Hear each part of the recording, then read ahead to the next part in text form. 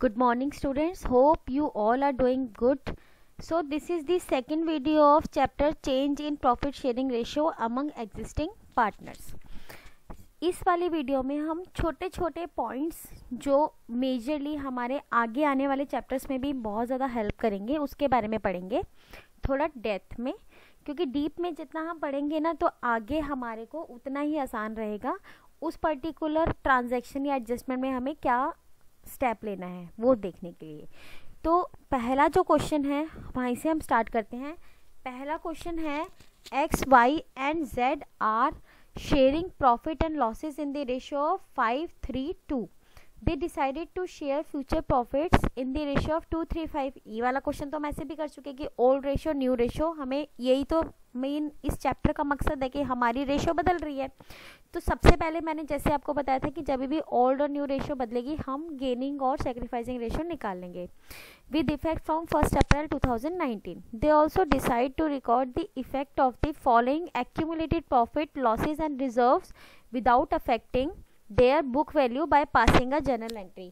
जो important चीज़ है वो ये है कि हमें विदाउट इफेक्टिंग जो लाइन है ना इस पे हमें गौर करना है कि दोबारा से इसे सुनिए। They also decide to record the effect of the following accumulated profit losses and reserve, नीचे जो आपको दे रखे हैं ये इंपॉर्टेंट है, without affecting their book value, कि हमें इसकी बुक वैल्यू में कोई इफेक्ट नहीं करना। इसका मतलब ये होता है कि लेट सपोज ये बैलेंस शीट, अब ये वाले सारे आइटम है जो वो बैलेंस शीट में तो होंगे ना भाई। जनरल रिजर्व इधर होगा, प्रॉफिट होगा तो इधर होगा, एडवर्टीजमेंट एक्सपेंस इधर होगा, मतलब इधर आइटम होगी। तो इसकी जो वैल्यूज है ना उसमें कोई भी इफेक्ट नहीं होना चाहिए। मीन्स जब हम नई बैलेंस शीट बनाएंगे तो एज इट इज उठ के आनी चाहिए। अब इसमें क्या है कि आपको ये दिमाग लगाना है कि फिर ऐसी एंट्री आप पास करो कि जो हमारे पार्टनर होते हैं उनकी कैपिटल में ही सब एडजस्टमेंट हो जाए। ठीक है, तो इसका मतलब, इस लाइन का मतलब ये होता है कि हमें पार्टनर्स की कैपिटल में ही एडजस्टमेंट करनी है और कहीं पे भी एडजस्टमेंट हमें नहीं करनी है।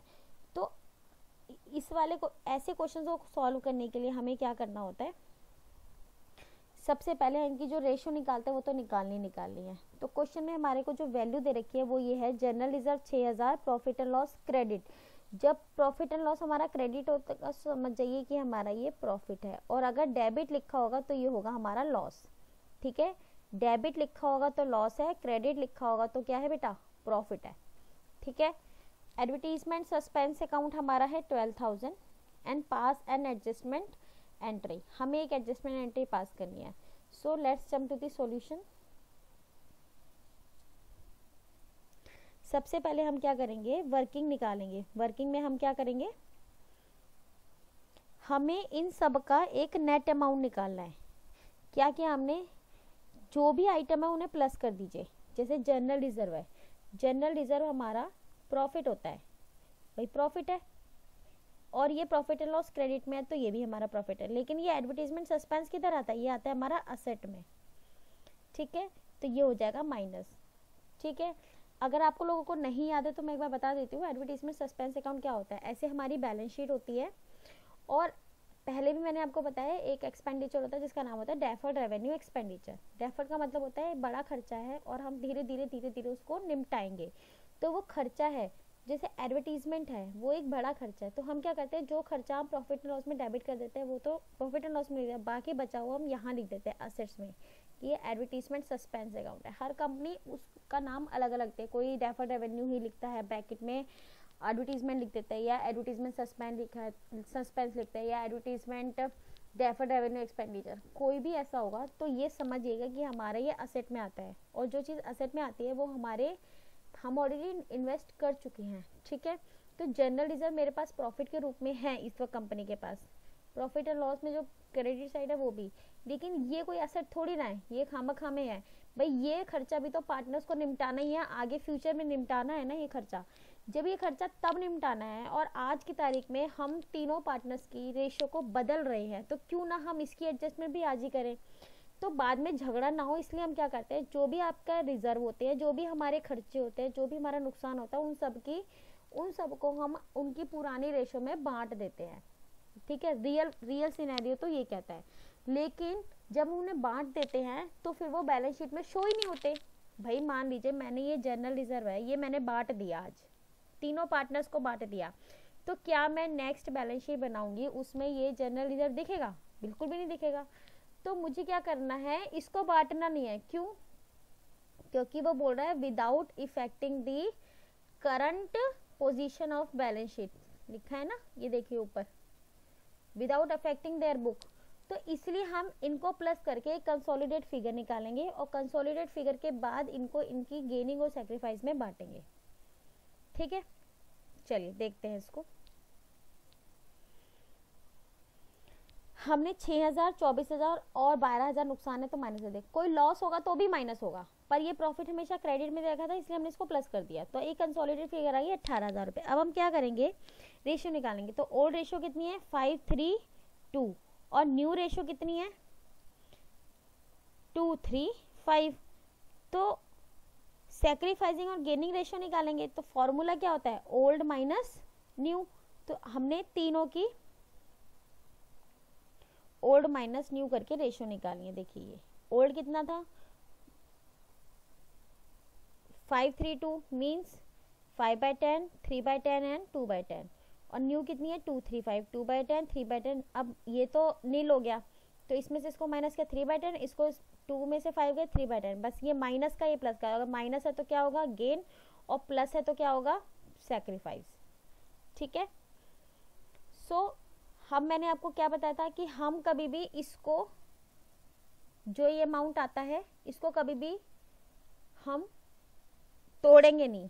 तोड़ेंगे इन द सेंस जैसे 3/10 है 3/10 है तो 1:1 नहीं मानेंगे और 1:1 में इसको नहीं तोड़ेंगे। हमें इसको 3/10 ही मानना है, इसको भी हमें 3/10 मानना है। तो ये 18,000 को एज इट इज लिख देंगे क्योंकि हमें इसकी एडजस्टमेंट एंट्री पास करनी है और 3/10 में बांट देंगे।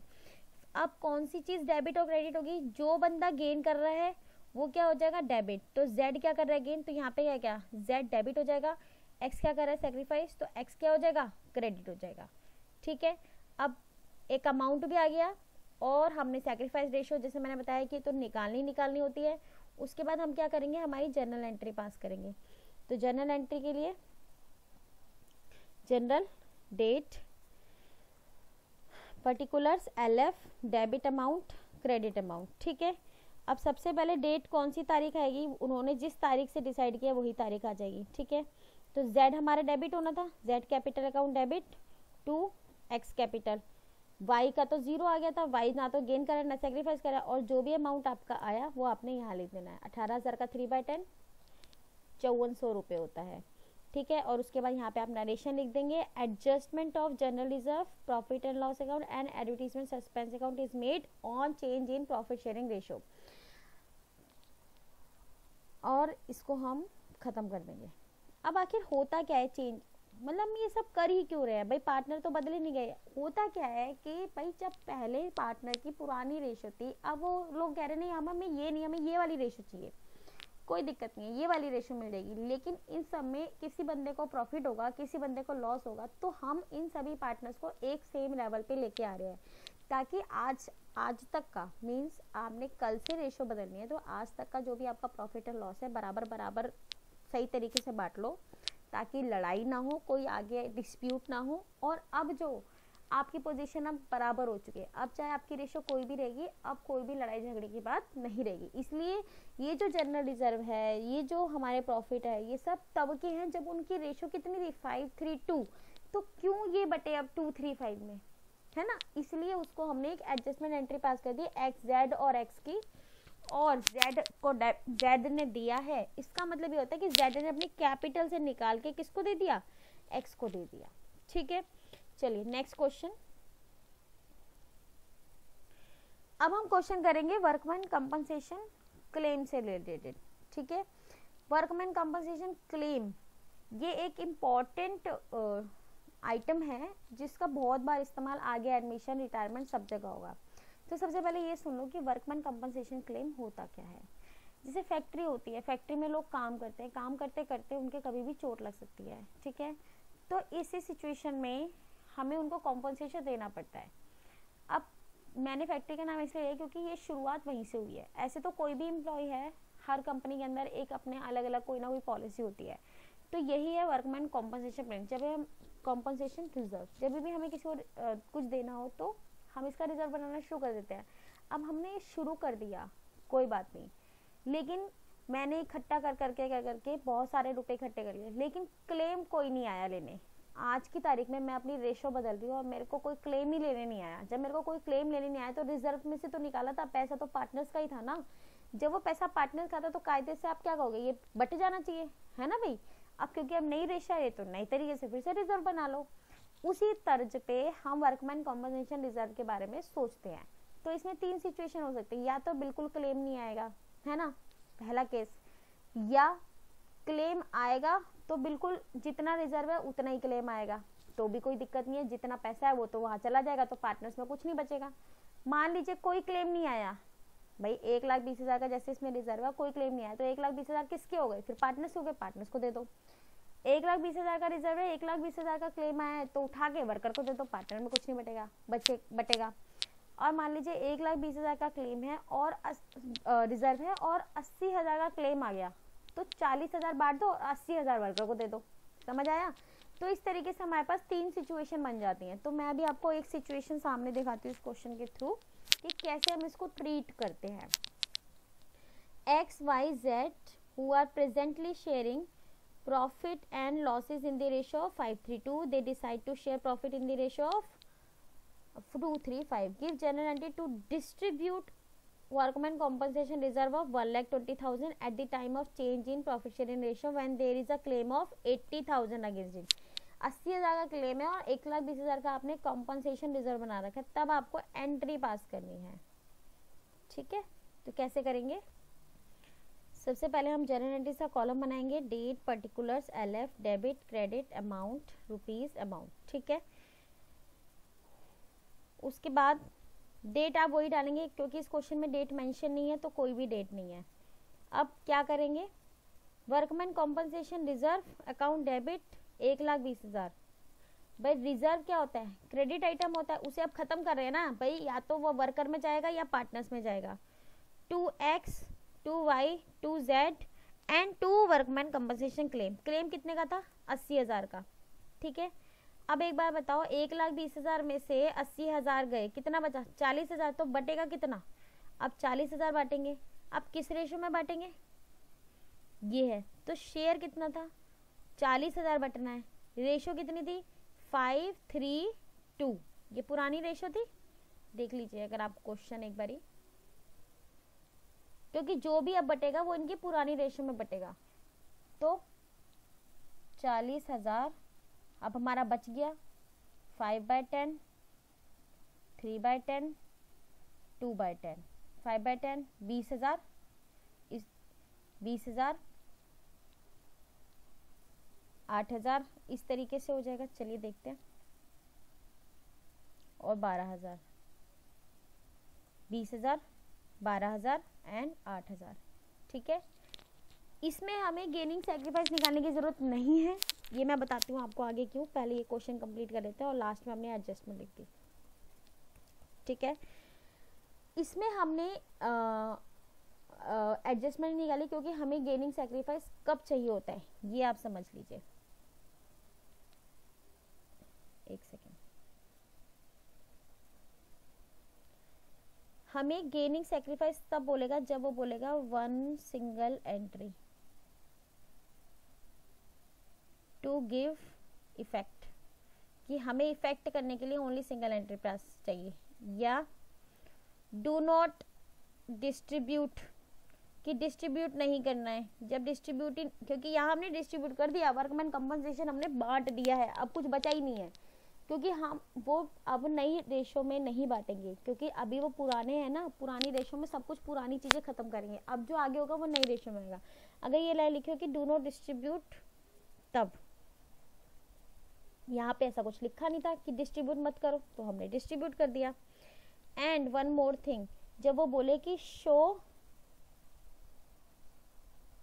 Values of balance sheet as it is, कि हमें बैलेंस शीट में 40,000 दिखाने हैं, तो जब 40,000 आपको आप बांटना भी नहीं चाहते, आप दिखाना चाहते हो, तभी तो जो गेनिंग और सेक्रीफाइस होगा, गेन और सेक्रीफाइस रेशियो होगी, उसमें क्या होता है, एंट्री या तो कोई पार्टनर डेबिट होता है, मतलब पार्टनर के थ्रू ही एंट्री होती है ना, या तो पार्टनर डेबिट होता है या पार्टनर क्रेडिट होता है। वो पर्टिकुलर अमाउंट, वो पर्टिकुलर आइटम तो आता ही नहीं है। जब वो पर्टिकुलर चीज़ नहीं आती है तभी तो वो एडजस्टमेंट एंट्री पास होती है। तो ये जो 40,000 का जो इफेक्ट होता है फिर हम पार्टनर कैपिटल में डाल देते हैं, उसका बस एक छोटा इफेक्ट है भाई, 2,000 4,000 जो पड़ता है वो एडजस्ट होता है, बाकी हमारा जो 40,000 है एज इट इज शो होगा। लेकिन यहाँ पे ऐसा कुछ नहीं बोला कि आपको शो नहीं करना है, अगर आप चाहो तो दोबारा पढ़ लीजिए। तो पहले वाला जो क्वेश्चन आया था उसमें बोला था कि हमें आइटम्स को एज इट इज दिखाना है, एक बार हम देख लेते हैं ताकि आपको ये कंफ्यूजन एग्जाम में भी ना हो। ठीक है,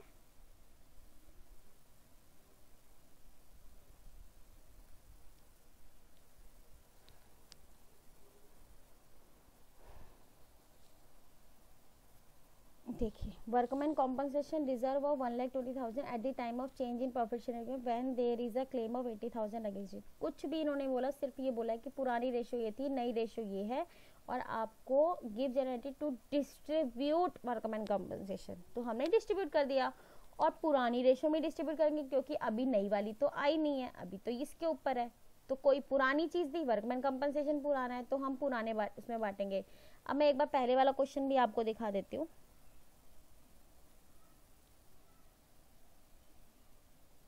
पहले वाले क्वेश्चन में क्या बोला, without affecting the book, book को इफेक्ट नहीं करना है। तो हमने किस में डिस्ट्रीब्यूट किया है, इनकी गेनिंग सैक्रिफाइस में। ठीक है, अब आई थिंक आपको समझ में आ गया। विदाउट इफेक्टिंग बोलेगा तो गेनिंग सैक्रिफाइस में बांट दो, और ऐसा कुछ नहीं बोलेगा तो सीधा सीधा उठा के पुरानी रेशो में सब कुछ बांट दो। ठीक, चलिए और क्वेश्चन कर लेते हैं हम। ये हमारा वर्कमैन कंपनसेशन का एक मेथड हो गया। एक और क्वेश्चन कर लेते हैं वर्कमैन कंपनसेशन का। इसमें क्या है, स्लाइटली डिफरेंस है पहले वाले क्वेश्चन से। चलिए पढ़ लेते हैं। XYZ who are sharing profit in the ratio of 5:3:2 decide to share profit in the ratio of 2:3:5 with effect from 1st April 2019. Workman compensation reserve appears at 1,20,000 in the balance sheet as at 31st March 2019. 1,20,000 का है। पुरानी ratio कितनी थी, 5:3:2, and नई ratio कितनी थी, 2:3:5। Workman compensation reserve 1,20,000 है, and workman compensation claim कितना आया, 1.5 लाख, मतलब फालतू क्लेम आ गया। तो हमें जनरल एंट्री पास करनी है। तो फालतू भी आ सकता है, बराबर भी आ सकता है। बराबर भी आएगा, अगर मान लीजिए बराबर आ जाता है तो यहाँ पे हम एंट्री क्या करते हैं, एक बार मैं पीछे वाले क्वेश्चन, तो यहाँ पे क्या करते हैं, यहाँ पे एंट्री होती है भाई, रिजर्व क्रेडिट होता है तो खत्म कर रहे हैं तो क्या करते हैं, डेबिट करते हैं। यहाँ हमने 1,20,000 डेबिट किया, तो यहाँ पे हम पार्टनर को देते ही नहीं, सीधा क्या कर देते हैं, यहाँ पे 2 वर्कमैन कंपनसेशन क्लेम, तो 80,000 के क्या आ जाता, 1,20,000 आ जाता। तो ये पहले वाले केस में मैंने क्या दिखाया आपको कि वर्कमैन कंपनसेशन क्लेम कम है तो 80 आ गया, बाकी बचा हुआ पार्टनर में बट गया। मान लीजिए वर्कमैन कंपनसेशन क्लेम बराबर होगा तो ऊपर भी 1,20,000 और नीचे भी 1,20,000 एंट्री हो गई पूरी, पार्टनर्स का कोई रोल ही नहीं रहा। यहाँ पे मैंने बोला है कि जो आपका क्लेम है वो आ गया अब ज्यादा क्लेम आ गया तो देगा कौन, वो भी पार्टनर ही देंगे, है ना भाई। तो हम एंट्री क्या करेंगे, वर्कमैन कंपनसेशन क्लेम डेबिट, ये तो डेबिट होना ही था 1,20,000, 2 क्लेम 1,50,000, तो बीच का क्या है 30,000 रुपए, ये हम डालते हैं रिवैल्यूएशन अकाउंट में। किस में डालेंगे, रिवैल्यूएशन। क्यों, क्योंकि हमने इसकी वैल्यू को रिवैल्यू किया, मतलब जब हम देने गए तो पता चला कि भाई 1,20,000 नहीं देने, हमें तो 1,50,000 देना है, तो इसलिए इसको डालते हैं रिवैल्यूएशन में। और कायदे से क्या है, ये एक लॉस हो गया, हमें ज्यादा लायबिलिटी देनी पड़ी है, तो ये वाला पैसा हम किससे कवर करेंगे, हम ये वाला पैसा करेंगे अपने पार्टनर से कवर। तो हमने जो रिवैल्यूएशन ऊपर डेबिट किया था, नीचे क्या कर देंगे, उसको क्रेडिट कर देंगे, 30,000 क्रेडिट कर दिया, ठीक है। और किससे लेंगे, XYZ, तो 30,000। अब मुद्दे की बात है ये बटेगा किस में, तो ऑब्वियसली पुरानी प्रॉब्लम है ना ये, तो किस में बटेगा, 5:3:2 में या 2:3:5 में, 5:3:2। तो बांट के देखिए, 30,000 रुपए 5/10, 3/10 और 2/10 में, तो 5/10 ऑब्वियसली 15,000 हो गया, 3/10 3 3 9 9,000, 3 2 6,000, ठीक है। तो इस तरीके से हम क्वेश्चन सॉल्व करते हैं। इसमें मैंने आपके 3 केस बता दिए हैं कि क्लेम हमारा बराबर होगा तो क्या करेंगे, सीधा सीधा क्लेम दे देंगे, पार्टनर का कोई रोल नहीं है। कम रहेगा तो क्या करेंगे, बचा हुआ पैसा पार्टनर को दे देंगे, और ज़्यादा रहेगा तो बचा हुआ पैसा पार्टनर से ले लेंगे। पार्टनर को जब भी कुछ देते हैं तो उसकी कैपिटल क्या होती है, क्रेडिट, क्योंकि हम दे रहे हैं। और पार्टनर से जब भी कुछ लेते हैं तो उसकी कैपिटल क्या होती है, डेबिट, जैसा आपके सामने वाले क्वेश्चन में है। वन मोर क्वेश्चन हम करेंगे, इसमें इन्वेस्टमेंट का क्वेश्चन करेंगे और उसके भी बहुत सारे केस ले लेते हैं। और ये लास्ट क्वेश्चन है इस वीडियो का, इसमें हम बहुत सारे केस ले रहे हैं। क्वेश्चन पढ़ते हैं। Nitin, Tarun and Amar are partner sharing profits equally and decide to share profits in the ratio of 2:1 with effect from 1 April 2019. The extract of their balance sheet as at 31st March 2019 is as follows. क्या है, fluctuation reserve आपको दे रखा है 60,000। भाई balance sheet में reserve तो हमेशा liability side आता है और एसेट्स में क्या आती है, इन्वेस्टमेंट। तो ये है आपका इक्वली शेयर करते थे और इन्होंने डिसाइड किया 2:1 रहेगी, और इन्होंने इन्वेस्टमेंट के बारे में दे रखा है। मार्केट वैल्यू नहीं दी, मार्केट वैल्यू 4 लाख है, मार्केट वैल्यू 4,24,000 है, मार्केट वैल्यू 3,70,000 है, मार्केट वैल्यू 3,10,000 है। अब आखिर ये क्वेश्चन में है क्या, तो पहले आप मेरी बात सुन लीजिए। होता क्या है, हम मार्केट में इन्वेस्टमेंट करते हैं। नॉर्मली आप लोग भी, आपके मम्मी पापा कोई ना कोई इन्वेस्टमेंट करता होगा, है ना। तो investment is a subject of market risk. Same concept obviously business पे भी लागू होता है। बिजनेस वाले अगर इन्वेस्टमेंट करते हैं तो उनका भी तो एक रिस्क है कि भाई मेरा पैसा भी ऊपर नीचे हो सकता है। तो क्या करते हैं वो, इधर तो करते हैं इन्वेस्टमेंट, है ना, और इधर इसका रिजर्व बना लेते हैं। ठीक है, इससे इनको क्या फायदा होता है कि मान लीजिए हमारी इन्वेस्टमेंट कभी ऊपर जा सकती है, कभी नीचे जा सकती है, तो वो जो डिफरेंस होगा कि ऊपर नीचे चली गई, तो हम यहाँ से ले सकते हैं। जैसे मार्केट वैल्यू गिवन नहीं है तो हमें पता ही नहीं क्या लॉस है। ठीक है, मार्केट वैल्यू बराबर है, 4 लाख है, 4 लाख है, तो कोई लॉस है नहीं है। मार्केट वैल्यू 4,24,000 है, तो इसमें क्या है, हमें 24,000 का क्या है, प्रॉफिट है। ठीक है, मार्केट वैल्यू 3,70,000 है, तो क्या हो गया, ये हमें लॉस हो गया 30,000 रुपए का। ये भी पार्टनर देखो, प्रॉफिट अगर पार्टनर बॉन्ड करेगा तो पार्टनर नुकसान भी बॉन्ड करेगा। और मार्केट वैल्यू क्या है, 3,10,000, ये और भी कम आ गई है। तो इसका ये कंपैरिजन हम करते हैं और साथ में फिर हम रिजर्व के देखते हैं। भाई हमने रिजर्व क्यों बना रखा है, नुकसान इससे लेंगे हम। मान लीजिए 4,24,000 है, 4 लाख ही है, 3,70,000 है ये, तो डिफरेंस कितना है, 30,000 का, तो 30,000 हम यहाँ से उठा लेंगे और बाकी 30,000 हम पार्टनर्स में बांट देंगे। क्यों, क्योंकि ये रिजर्व तो पार्टनर्स ने अपनी सैलरी को निकाल के या अपने प्रॉफिट के शेयर में से निकाला था ना। अब इनका पूरा हक बनता है पैसे पे, तो वो क्या करेंगे, 30,000 का जो डिफरेंस है वो पार्टनर को बांट देंगे। लेकिन कभी कभी ऐसा भी, जैसे वर्कमैन कंपनसेशन में हुआ, भाई फालतू भी तो हो सकता है। जैसे ये लास्ट वाला है 3,10,000 है और ये कितना है, 4 लाख, ये 4 लाख है, 3 लाख, तो ये कितना हो गया, 90,000 हो गया, 90,000, और ये कितना है, 60, तो 30,000 रुपए का क्या है, नुकसान, वो भी कौन झेलेगा, वो भी पार्टनर झेलेंगे। तो इसकी एंट्री कैसे होगी वो आप देख लीजिए। और एंट्री तो इसमें आ रही है, लेकिन जब आप एडमिशन रिटायरमेंट करेंगे तो इसकी एडजस्टमेंट आएगी, और वो बहुत ध्यान से, इसलिए मैं आपको ये क्वेश्चन अलग अलग करा रही हूँ डिफरेंट सिनेरियो का, कि आपको सारे सिनेरियोज याद हो जाने चाहिए। चलिए स्टार्ट करते हैं। जर्नल एंट्रीज, डेट, पर्टिकुलर्स, और डेट तो वही रहेगी 1 अप्रैल को डिसाइड किया, तो डेबिट अमाउंट, क्रेडिट अमाउंट। ठीक है, सबसे पहले फ्लक्चुएशन रिजर्व, पहले वाला क्या था, पहले वाला केस के अकॉर्डिंग चलेंगे। पहले वाले केस में मार्केट वैल्यू नहीं है, तो ये जो रिजर्व है पूरा का पूरा उठा के पार्टनर्स को दे दो। क्यों, क्योंकि भाई कोई मार्केट वैल्यू ही नहीं है ना। तो 2 नितिन, 2 तरुण और 2 अमर, पहले इनकी रेशो क्या थी, बराबर थी, देख लीजिए।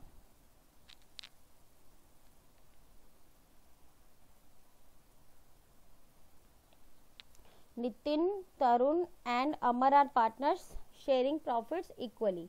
तो हम पुराने चीज में को पुराने रेशो में ही बांटते हैं, नई वाली चीज, और बच्चे कंफ्यूज बिल्कुल भी ना हो, पुरानी चीज को हम पुरानी उसमें बांटेंगे। जो चीज अब नई होगी वो 1 अप्रैल के बाद होगी, लेकिन आज तारीख 1 अप्रैल है, 1 अप्रैल तक पुरानी चीजों को पुराने तरीके से बांटेंगे। तो पुरानी इक्वल थी, तो 60,000 किस में बढ़ गए, तीनों पार्टनर्स में, 20, 20, 20।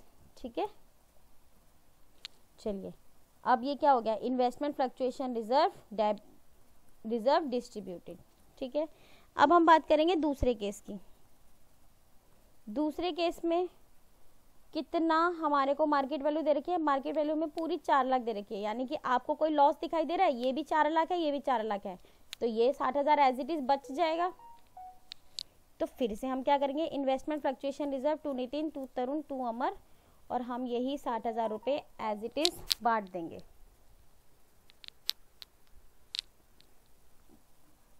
बीस 20,000, क्योंकि रेशो क्या है इनकी, वही बराबर बराबर रेशो है, 20-20-20 बांट दिया हमने। इसके बाद हम कौन सा वाला पार्ट करेंगे, थर्ड वाला पार्ट। थर्ड वाले पार्ट में फिर देखिए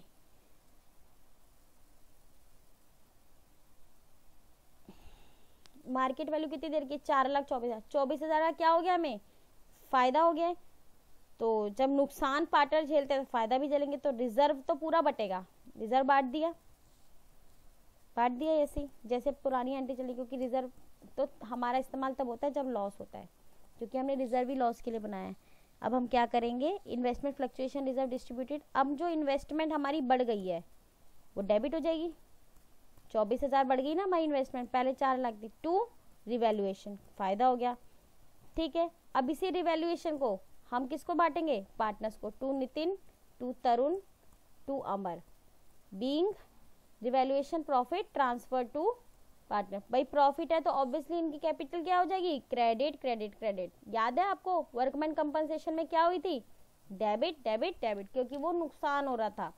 अब वही 24,000 किस में बटेंगे, बराबर बराबर, 24,000 बांट दीजिए, 8-8-8 बांट दिया, और ये हमारी एंट्री हो गई थर्ड वाली भी। अब हम क्या करेंगे, फोर्थ वाला पॉइंट देख लीजिए, इसमें कितनी है, 3,70,000। अब क्या हो गया, हमें नुकसान हो गया। नुकसान कौन भरपाई करेगा इसकी, पार्टनर करेंगे, है ना। लेकिन कैसे करेंगे, पहले तो हम देखेंगे कि क्या मेरे को नुकसान कितने का हुआ है। यहाँ पे 4 लाख में से 370 के कितने बचे, 30,000। क्या ये 60,000 30,000 कवर कर सकता है, कर सकता है भाई। मैंने 60,000 इकट्ठे करके रखे थे, क्या मैं उससे 30,000 ले सकती हूँ, ले सकती हूँ। तो मैं यहाँ से 30,000 काट दूंगी, क्योंकि रिजर्व ही यही है, क्या है ये, इन्वेस्टमेंट फ्लक्चुएशन रिजर्व। तो 60 में से 30 गए, 30।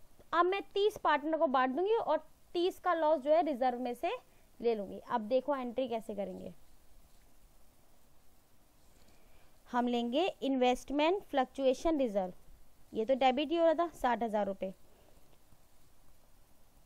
टू इन्वेस्टमेंट, कम हुई हमारी इन्वेस्टमेंट कितने, 30,000। अब बची कितनी, 30, वो किस में बटेगी, नितिन में, तरुण में और अमर में, तीनों को बांट देंगे। किस किस रेशो में बांटेंगे, बराबर बराबर, तो कितनी आएगी, 10-10-10-10-10-10।